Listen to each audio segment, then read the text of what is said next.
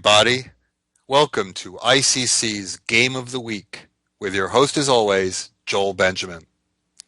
The Candidates Tournament has dominated the chess scene for the last few weeks, but the traditional Open tournament in Reykjavik always gets my attention.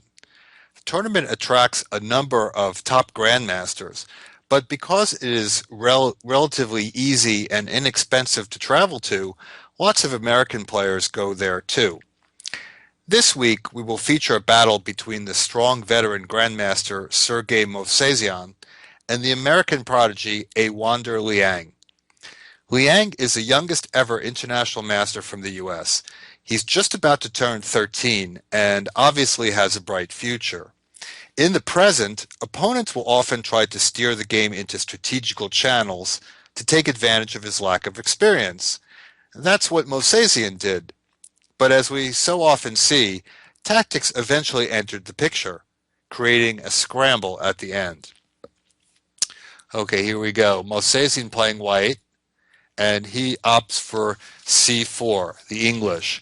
Then suddenly, this is all the rage in top-level play. We saw tons of it in the candidates. There was at least one round I could remember where 3 of the 4 games were Englishes. So suddenly this is a hot topic, and especially the King's English with E5, and that seems to really be predominating at the top levels. But the most Liang does not go for what is the most popular line at the moment on the top, which is Bishop B4. Now, first of all, White has a choice here.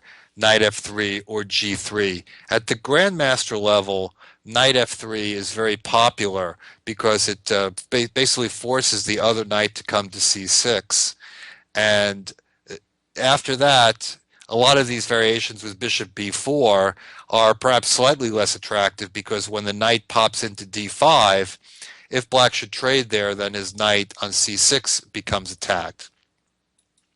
Also, knight f3 against knight c6, we often see that as well to prevent some options for black. But here, Movsesian plays g3, and he just wants to play a straight-on English opening, and he wants to have options on how to develop his knight.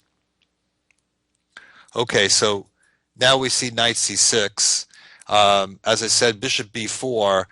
These variations with bishop b4. Usually the games are with the 2 knights out, but this has been getting quite a workout.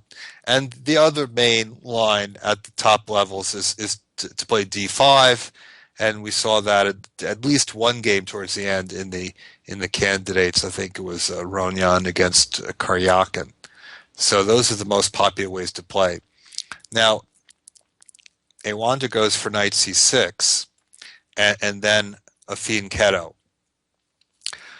But of course, White has all kinds of different options. He can put the knight on f3, or he could play either e3 or e4, followed by putting the knight on e2. And black may want to use a different kind of setup against all of these systems. So very often, if black wants to play this fianchetto King's English, then he often plays knight c6 on move 2. Well, sorry, in this case, knight f6 was the first move, but we could see e5, knight c3, knight c6 for that kind of strategy. And okay, if White plays knight f3, he loses the option of putting the knight in e2.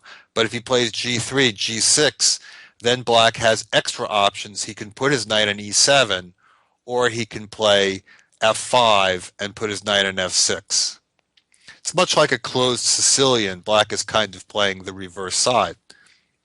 So as we see in the game,